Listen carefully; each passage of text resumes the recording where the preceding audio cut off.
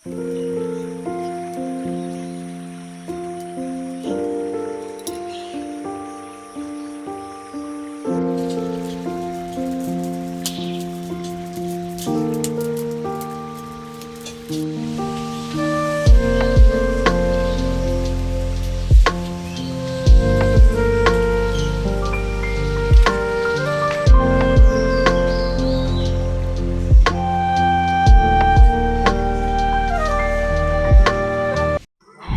Everyone, good morning সবাইকে।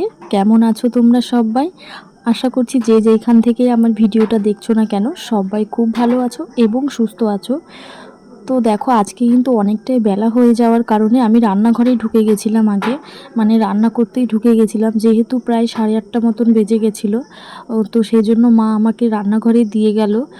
সকালবেলায় মা লুচি করেছিল, আর লুচি আর দুধ চা দিয়ে গেল আমাকে রান্নাঘরে।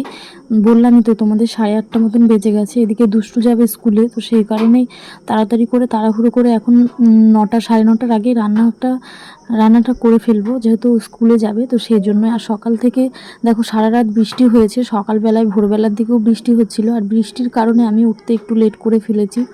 যেহেতু বৃষ্টি হচ্ছিল তাই মানে শুয়ে শুয়ে ভাবছিলাম উঠে কী বা করবো ভিজে ভিজে। তো শুয়ে থেকে ফাইনালি যখন উঠলাম তখন প্রায় 7:30 বাজে। তারপর তো উঠে স্নান করলাম, ঘর মুছলাম, পুজো টুজো দিয়ে রান্নাঘরে ঢুকতে একটু লেট হয়ে গেছে। তো সেই জন্যই দেখো অন্যদিন আমার রান্না হয়ে যায়, মানে এই জায়গাটায় রোদ্দুর আসার আগে আমার রান্না হয়ে যায়। আর আজকে দেখো রোদ চলে এসছে, দেখতে পাচ্ছ তো রোদ্দুর কিন্তু বেশ উঠে পড়েছে। আবার কিন্তু একটু পরেই বৃষ্টি শুরু হয়ে যাবে, মানে কয়েকদিন ধরে এরকমই হচ্ছে, বৃষ্টি হচ্ছে আবার রোদ হচ্ছে, রোদের মধ্যে বৃষ্টি পড়ছে। তো বেশ ভালোই লাগছে। আর দেখো আমি রান্না বসিয়ে দিয়েছি, বললামই তো চলো চাটা খেয়ে নিই, চাটা ঠান্ডা হয়ে যাবে। অনেকক্ষণ ধরে বকবক করে নিলাম তোমাদের সাথে। তো চলো রান্নাটা কি করছি তোমাদেরকে একটু পরে শেয়ার করছি। আজকে কিন্তু বেশি কিছু রান্না আমি করব না, বললামই তো।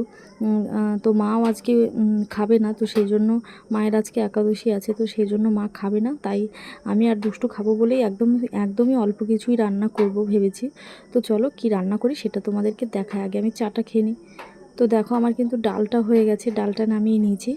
আর করব আলু ভাজা, ব্যাস এইটুকুই।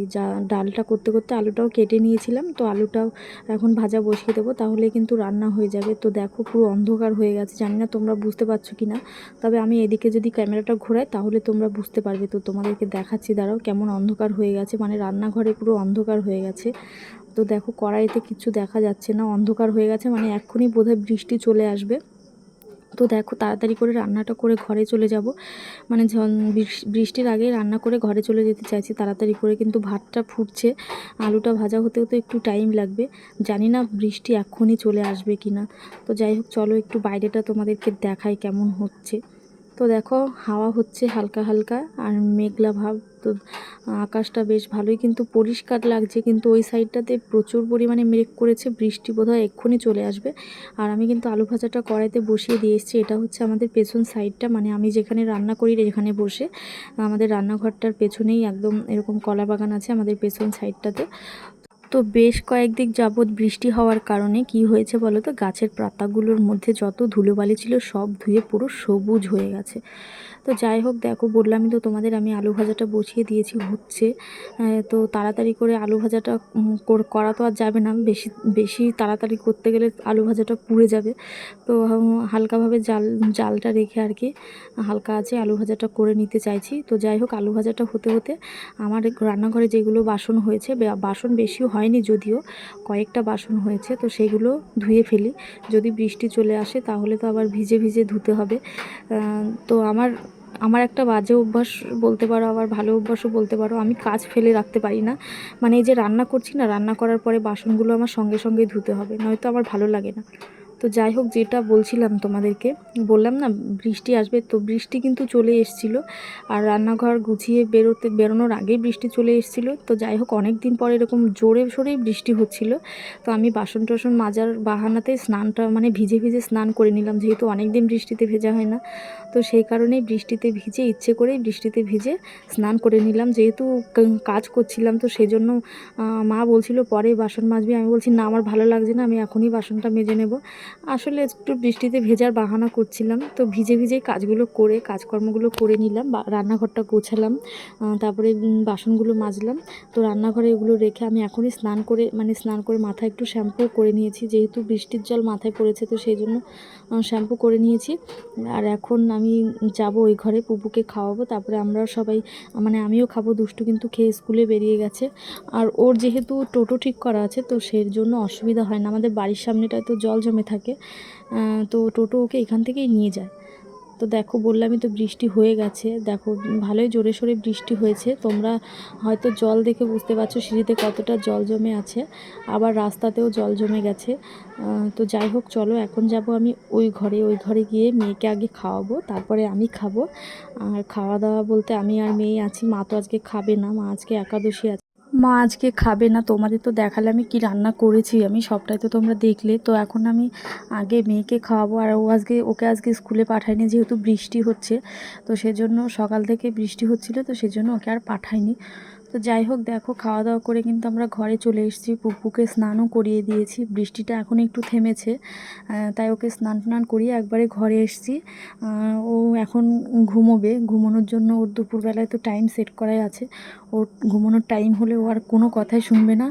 আর ও কিন্তু বেশ ভালো নাচ শিখেছে, একা একাই নাচে, গান করে, গানও শিখেছে, অনেক রকমের গান যেগুলো রিলসে এখন ট্রেন্ডিংয়ে চলছে সেই সব গানগুলো ওর মুখস্থ হয়ে গেছে, ফোন দেখে মাঝে মাঝে, তো ফোন দেখে দেখে ও সবটাই মুখস্থ করে ফেলেছে।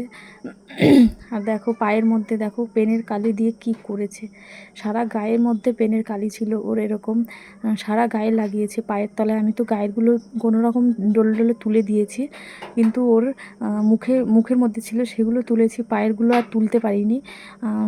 গলার কাছ দিয়েও ছিল, এখান দিয়ে ঘাড়ের কাছ দিয়ে, তো সেগুলো তুলে দিয়েছি, অনেক কষ্ট করে তুলে দিয়েছি আর কি, ভালো করে সাবান দিয়ে ডলে ডলে। তো এই হচ্ছে ওর বদমাইশি, পেনের পুরো শীষটা খুলে ফেলেছে, খুলে ফেলে কালিগুলো হাত দিয়ে ঘেটেছে, গালে মেখেছে, তারপরে মায়ের গালে ও ঠাকুমার গালে লাগিয়ে দিয়েছিল, যেহেতু মাও তো রেগে গেছে। তো ও যখন এগুলো করছিল আমি ওর কাছে ছিলাম না, আমি থাকলে হয়তো দেখতাম, কিন্তু মা ওর পাশে বসেছিল, মাও হয়তো খেয়াল করেনি, তাই ও নিজের গায়েও মেখেছে, আবার মায়ের গালেও লাগিয়ে দিয়েছিল। তো ওকে আমি স্নান করি এখনই ভালো করে তুলে দিয়েছি, তবুও রয়ে গেছে পায়ে টায়েগুলো।